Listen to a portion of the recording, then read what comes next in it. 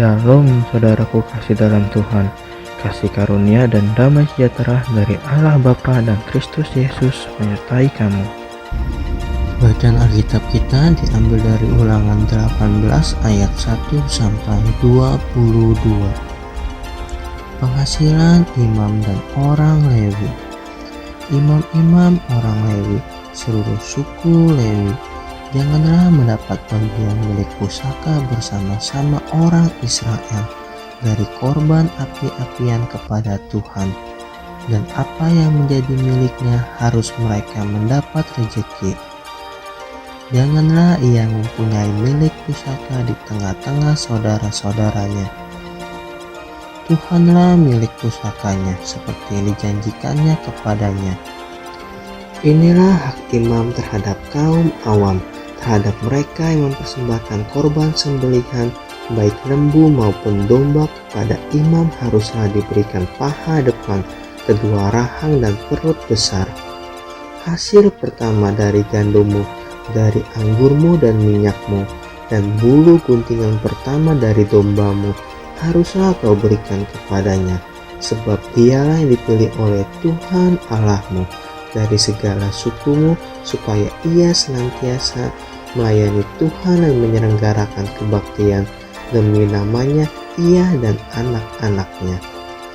Apabila seorang Lewi datang dari tempat manapun di Israel, di mana ia tinggal sebagai pendatang, dan dengan sepenuh hati masuk ke tempat yang akan dipilih Tuhan dan menyelenggarakan kebaktian demi nama Tuhan Allahnya, sama seperti semua saudaranya, orang-orang Lewi yang melayani Tuhan di sana, maka haruslah mereka mendapat rejeki yang sama, dengan tidak terhitung apa yang ia peroleh dengan menjual harta nenek moyangnya.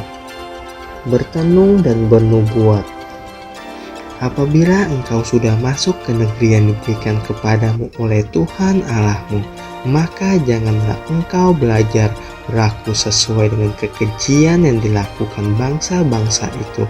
Di antaramu janganlah didapati seorang pun yang mempersembahkan anaknya laki-laki atau anaknya perempuan sebagai korban dalam api, ataupun seorang yang menjadi petenung, seorang peramal, seorang penelaah, seorang penyihir, seorang pemantra, ataupun seorang yang bertanya kepada arwah atau kepada roh peramal, atau yang meminta petunjuk kepada orang-orang mati. Sebab setiap orang yang melakukan hal-hal ini adalah kekejian bagi Tuhan, dan oleh karena kekejian inilah Tuhan Allahmu menghalau mereka dari hadapanmu.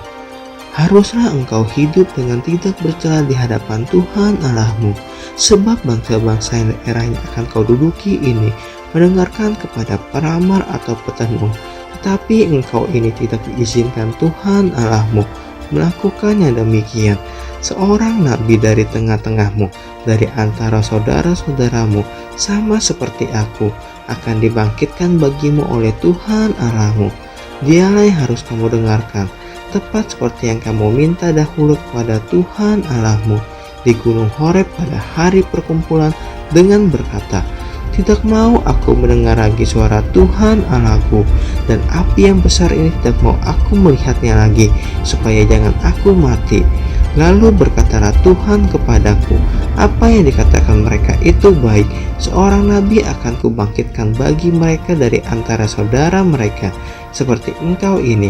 Aku akan menaruh firmanku dalam mulutnya, dan ia akan mengatakan kepada mereka segala yang kuperintahkan kepadanya. Orang yang tidak mendengarkan segala firmanku yang akan diucapkan nabi itu demi namaku, daripadanya akan kutuntut pertanggungjawaban. Tetapi seorang nabi yang terlalu berani untuk mengucapkan demi namaku perkataan yang tidak kuperintahkan untuk dikatakan olehnya, atau yang berkata demi nama Allah lain, nabi itu harus mati. Jika sekiranya kamu berkata dalam hatimu, bagaimanakah kami mengetahui perkataan yang tidak difirmankan Tuhan? Apabila seorang nabi berkata demi nama Tuhan dan perkataan itu tidak terjadi dan tidak sampai, maka itulah perkataan tidak difirmankan Tuhan. Dengan terlalu berani nabi itu telah mengatakannya, maka janganlah gentar kepadanya.